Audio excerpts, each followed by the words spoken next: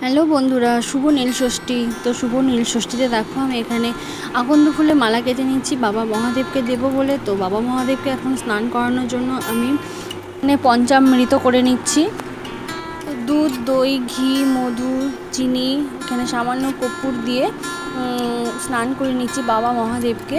তো স্নান করানোর পর দেখো এখানে একটা বেলপাতা দিয়ে বাবা মহাদেবকে বসিয়ে দিলাম। তার মাথায় আমার যে বেলপাতাটা দেওয়া থাকে সেটা দিলাম। তারপরে এখানে চন্দন দিয়ে আমি তিলক করে দিচ্ছি বাবা মহাদেবকে।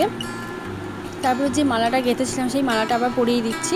তো পরিয়ে দেওয়ার পর মাথায় 3টে বেলপাতা দিয়ে আমি ওং নমঃ শিবায় যে মন্ত্রটা থাকে মহামন্ত্র, সেই মন্ত্রটা এখানে জপ করে নিচ্ছি।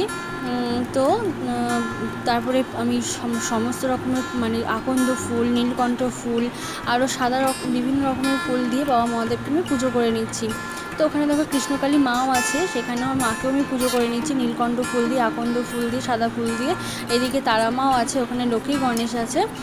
তো তারপরে আমি একটু ভোগ দিলাম। তো এখানে ঘিয়ের প্রদীপ জ্বালিয়ে নিয়েছি আর ধূপকাঠিও জ্বালিয়ে নিচ্ছি।